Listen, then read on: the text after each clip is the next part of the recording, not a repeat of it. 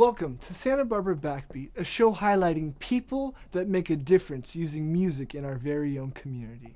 I'm Ricky Nalbandian, and we tape our show right here at Playback Recording Studio, a cutting-edge recording facility for film, television, and music production. Coming up, he's a craftsman, musician, and master violin maker. We visit James Wimmer. Trained in Germany, Jim brings a special talent through specially milled woods, formulated varnishes, and his own creativity to the construction of violins, violas, and cellos. Jim will also play for us, accompanied by award-winning Scottish guitarist Bob McNeil. And then it's off to Westmont College to find out more about the Salome String Quartet. The foursome plays with violins, a viola, and a cello commissioned by the college and constructed by James Wimmer. It's a real rarity to have a full quartet commissioned. Plus, since music is a big part of the Unity Telethon, we go to Executive Director Tom Reed for some answers. Also, I happen to be asked to host the Santa Barbara Youth Music Academy Battle of the Bands. We'll show you who won that prestigious award. Thumbs up for their first annual. And mixing acoustic folk rock and chamber group style together, our featured band, The Way Much, will play for us later in the show. So keep it here and keep it loud. We'll be right back. A big thanks goes out to Playback Recording Studio for supplying the location for Santa Barbara BackBeat. Playback Recording Studio is a cutting-edge recording facility for film, television, and music production. Santa Barbara BackBeat. Find us on Facebook. Search SP BackBeat.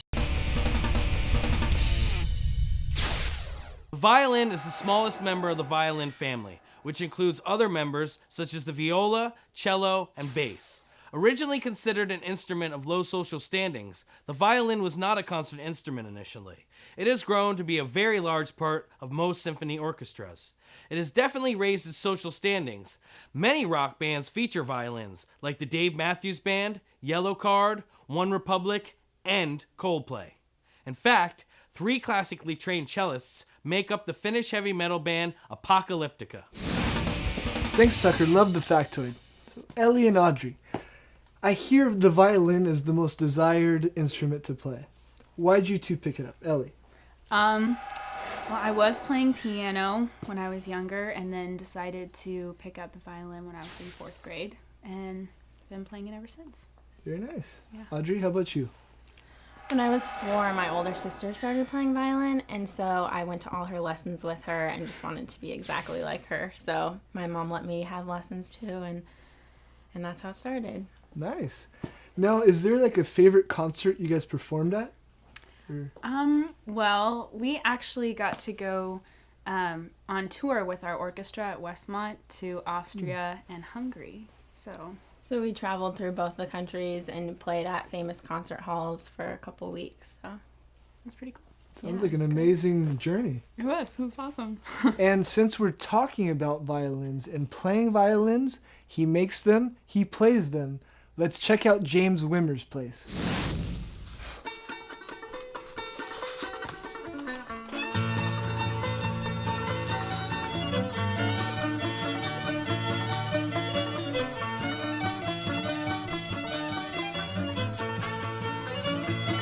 Well, you know, we're supposed to be a pretty serious crew, we violin makers, but behind the scenes we actually have a lot of fun.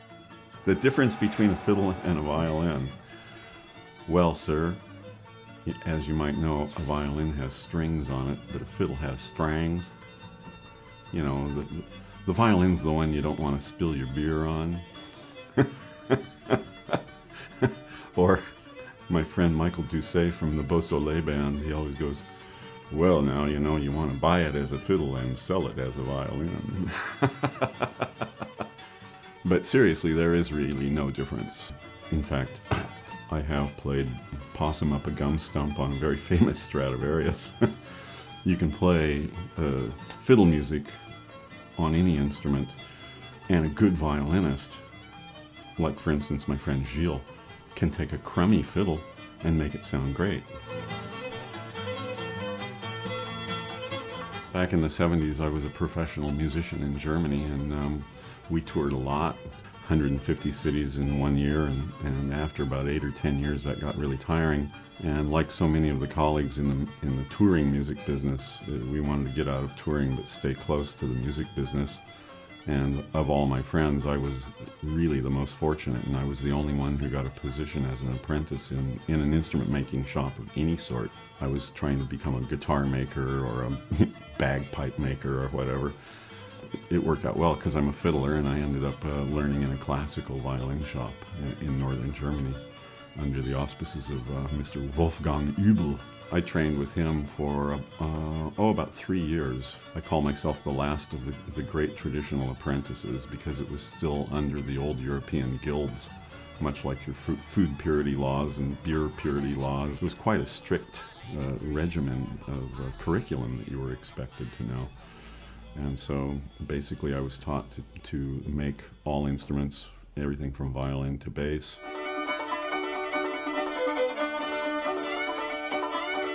I basically immigrated back to America after, in essence, 16 years abroad. I knew Santa Barbara best because I went to school here, and all my friends were still here, so this seemed the natural place to move back to.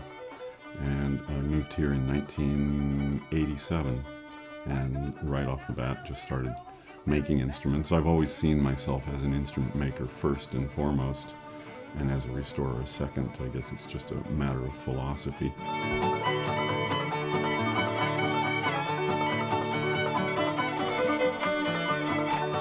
My very first week here in town, I was visited by Stefan Craik, who was the original founding concertmaster of the Santa Barbara Symphony. Came by to introduce himself and show me his fine Italian violin. And he kind of offhand asked me if I also made violins, and I said, well, gosh, sir, yeah, here it is. And he played it for about 5 minutes and said, this is wonderful, I'll come back tomorrow and buy it. Imagine my surprise, because I knew Stefan Craik's name from when I was in college. He was the violin professor at UCSB. He's the guy that started me here in Santa Barbara.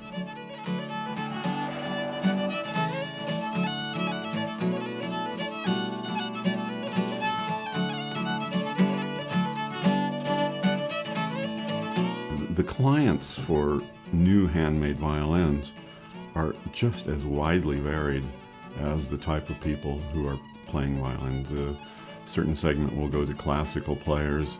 I also have a great many folk musicians who play my instruments.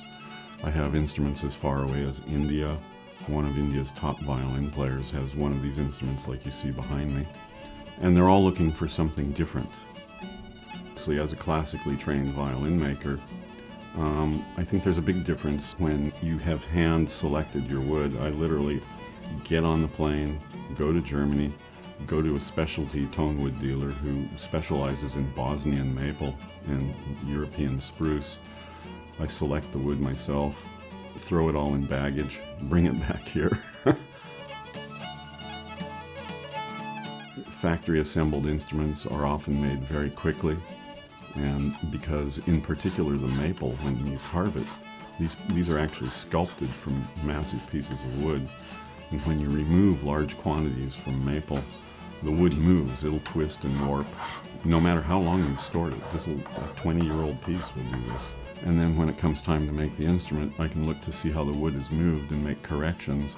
And then I end up with a more stable instrument that doesn't have any internal tension. So if you can build an instrument that is tension-free, it's free to vibrate and give the maximum in tone and response. The varnishing process is really what makes an instrument successful. One of the common misperceptions is that, I got a spray booth back in the back. But actually, I've just got little jars of varnish that I've made myself with my own top secret formula, of course. And everything is hand brushed.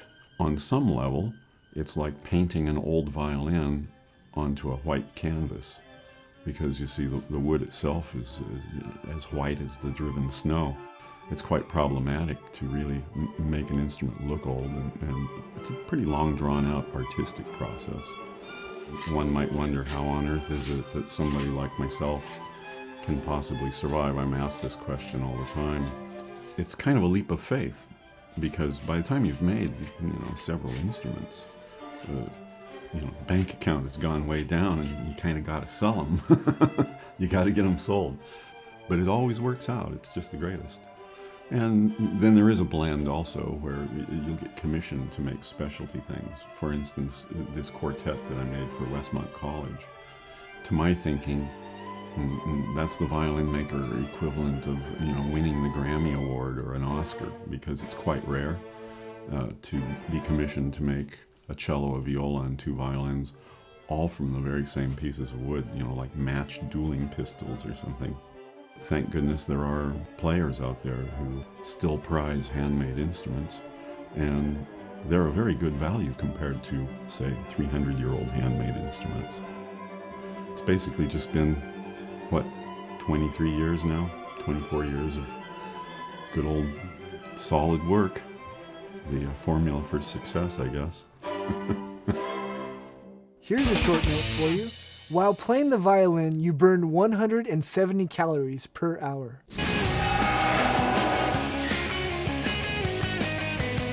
Santa Barbara BackBeat. Find us on Facebook. Search SP BackBeat. I am the founder of the Santa Barbara Youth Music Academy, which is hosting the first annual Battle of the Bands. Are you guys excited tonight? I think it's very vital for kids that are taking private lessons or doing anything musically to get a full musical experience of what it is to be a real band going out there and performing.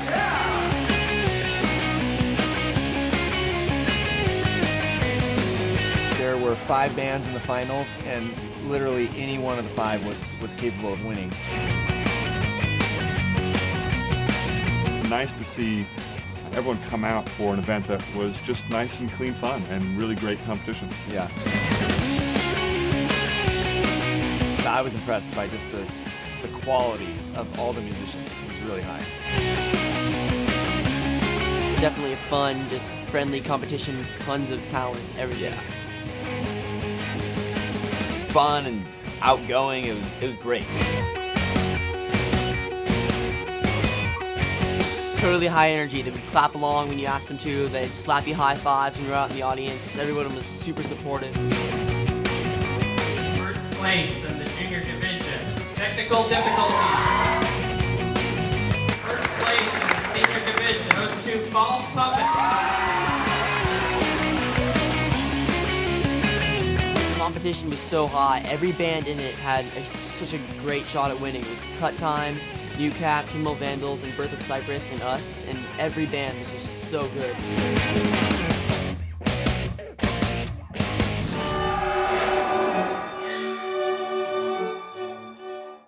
Santa Barbara BackBeat. Find us on Facebook. Search SP BackBeat. So Jeff, who is your most influential musician? I'm going to take that as you asked me who is the most influential musician, and the answer is Jimi Hendrix. Hands down, so no question. No questions Not asked. like a maybe. Nope. Okay. Jimi Hendrix. Nice. Now, this is kind of a weird question, but what's your favorite dinosaur? That is a really strange question. Actually, I have an answer, though. It's the Ankylosaurus. And that's not a matter of opinion either. That's the best dinosaur there ever was. It's like a tank. It was like a turtle, and it had a club tail and all these spikes going outside of its shell. It was the best dinosaur there ever was. Nice. And keeping the faith, get a look and listen to the inspiring sound of Westmont College's Siloam Quartet. Don't forget to check out the instruments. They're Wimmers.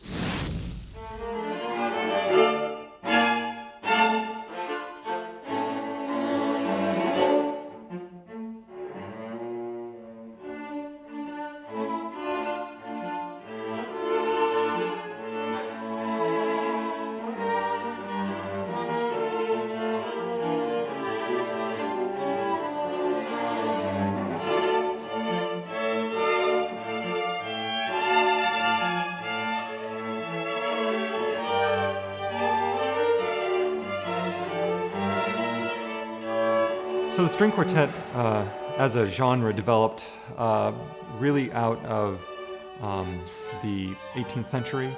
At first, what you got was a lot of kind of first violin heavy. So you had a soloist with an accompaniment. Around about Mozart's time, you had much more involvement. In the later part of Haydn's time, we're talking about 1700s, you had much more involvement with the lower instruments. By the time Beethoven's quartets rolled around, you had a very, very close involvement with each instrument getting the melody and supporting each other. So Beethoven was a big composer of string quartets, and then you moved along through other composers really through the contemporary period. Beethoven had such an important influence on not only orchestra but string quartets that composers want to emulate him. And composers nowadays will still look back to those early quartets by Mozart, Haydn, and Beethoven and Brahms as the standard bearers of quartets.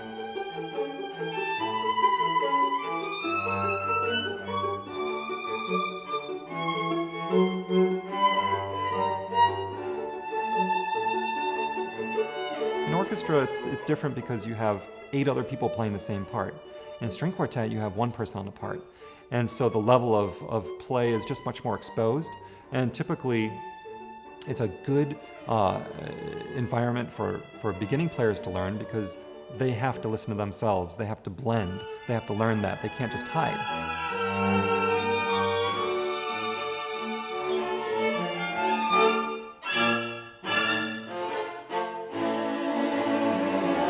It's a lot more intimate, and you have no room for error, really. You get to make more of your own decisions and influence the music on a more personal level.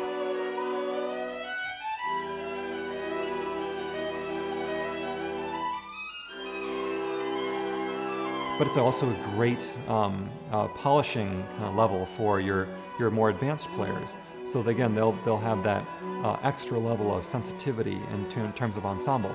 They can then take that back to the orchestra. Chamber music is also known as like a basis for playing in orchestra. If you play in an orchestra, you should always like have a smaller string ensemble to play in, because you just learn so much in a smaller setting of how to communicate musically with each other.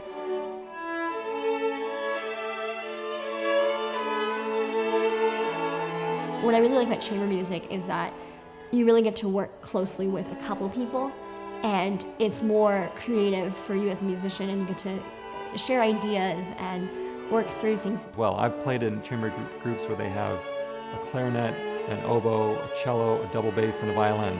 And that's really fun. So all those different colors, we just involve all of those things under the kind of heading of chamber music.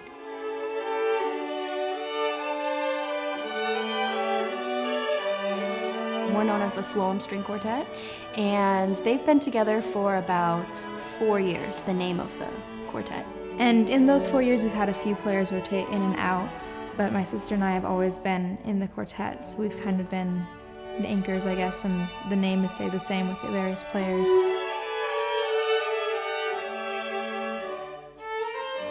And to have a group that's been together for, at least in terms of 2 or 3 members, for a extended period of time is virtually unheard of in schools.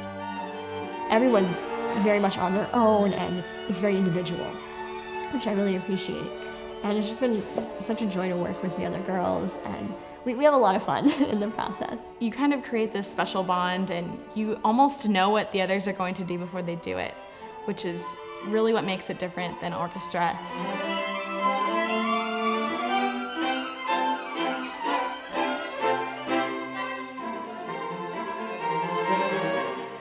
Right now, one of the privileges we are getting to do is tour with the college to a bunch of fundraising dinners they're doing this year. And so almost every weekend we're flying out to Portland, Dallas, and Phoenix, and getting to do that, which that in itself is an honor. It's just been an amazing thing to see them grow as musicians, both not in terms of they're playing in the ensemble, but also professionally. They plan for weddings, they play for all sorts of different events. It seems like your suitcase never quite gets unpacked before you have to pack it again. But it's been really fun to get to play in different environments, different acoustically sounding halls. Something that's really special for our school and for ourselves, and just the fact that we're a part of it is something we shouldn't take for granted.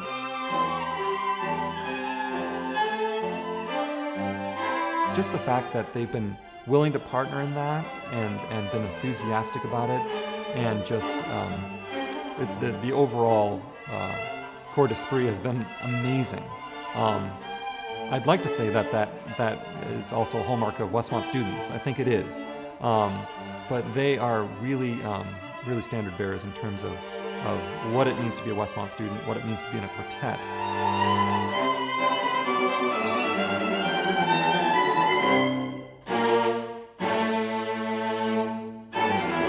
So it's really special to be able to play together and play such advanced repertoire and just perform and do what we love to do by spreading this amazing gift.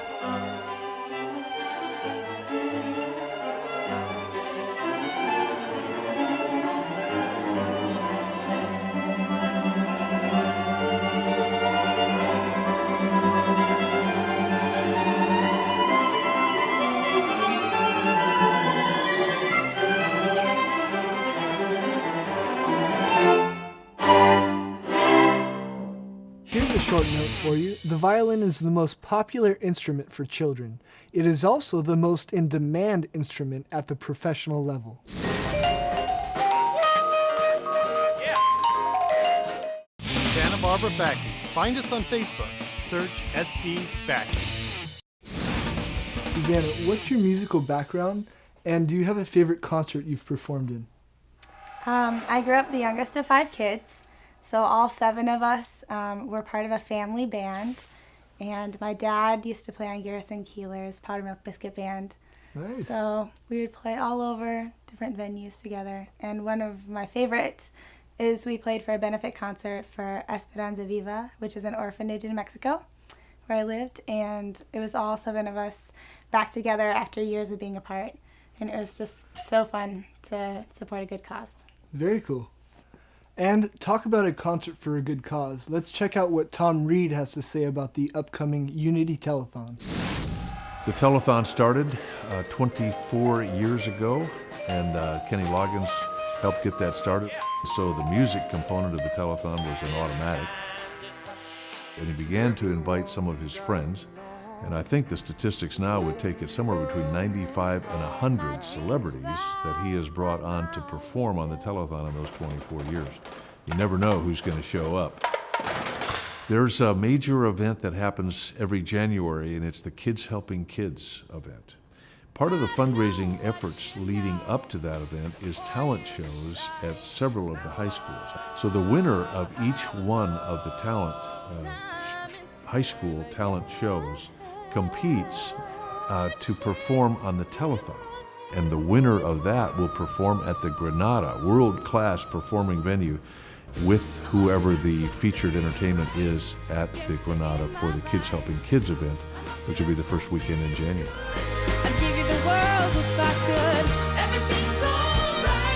Well, I hope everybody watches the telethon on Saturday, December the 11th. We'll have many, many performing artists and lots of celebrities. It's always a surprise. It's a very exciting day for the Unity Shop, right in the middle of the holidays. It's a celebration, and it's great for the community, fun to watch, so tune in and see who's going to perform.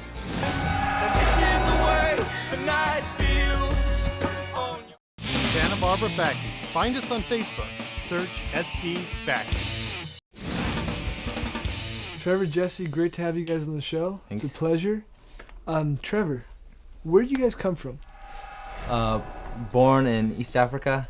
Spent most of our lives there, but have moved around a little bit since then. Nice. And this song you guys are about to perform, what does it mean to you? What significance is this song? The song is a reflection on the time that we spent together on Woodby Island a few summers ago. It's a beautiful place, and we have some beautiful and kind of important memories spent on Woodby Island, so it's a reflection of that time. Great. Jesse, the instrument you play, tell me a little bit about that. Well, tonight I'll be playing the cajon, and it's actually a cajon I made. I've been playing hand percussion for about 7 years now, and ever since I started playing, I've started experimenting with making them. And so now I make everything from shakers to djembes to cajons, and experiment with more stuff as it comes along, and tap on everything I can. So great, guys. You're quite the team. Sure can. This is the Way Much, and they're performing The Big Boat and a Bunch of Fir Trees. Check them out.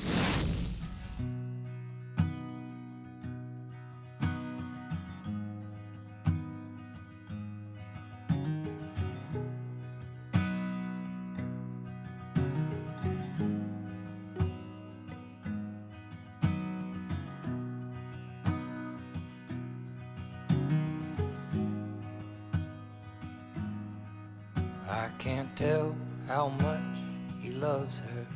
I lie scared in bed. There's an aching in my beating. Too many words I've left unsaid.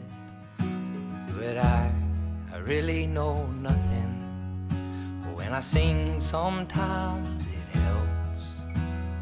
And these are the days they say we'll remember. These are the sounds that will haunt you forever. This is the way the sun feels on your 2 shades darker skin.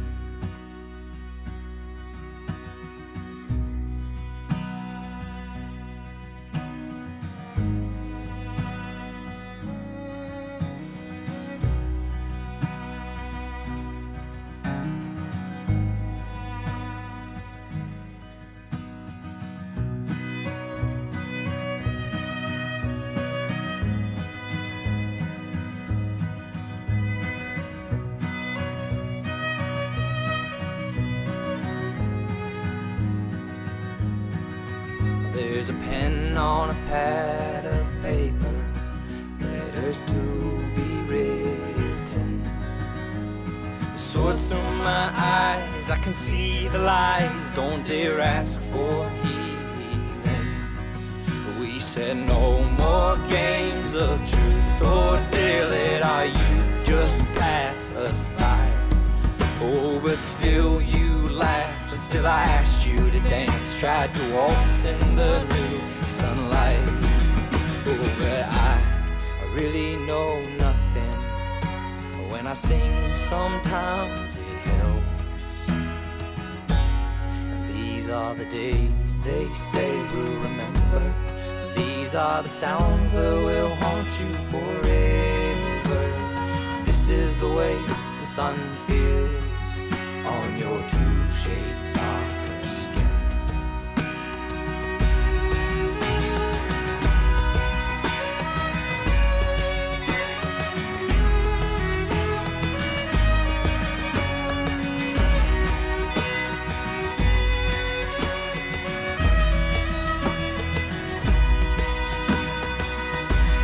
And this is the day they say we'll remember.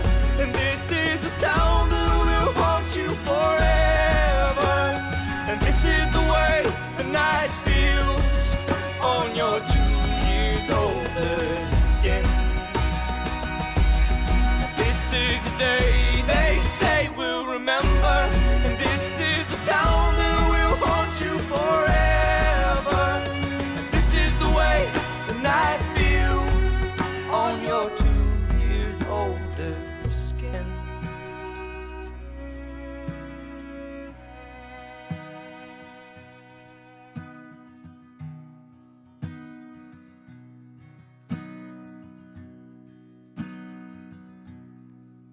There's a pen on a pad of paper, letters to be written. Well, that's it. Hope you enjoyed the show. Please remember to support music and musicians in our community. See you next time on Santa Barbara BackBeat. A big thanks goes out to Playback Recording Studio for supplying the location for Santa Barbara BackBeat. Playback Recording Studio is a cutting-edge recording facility for film, television, and music production.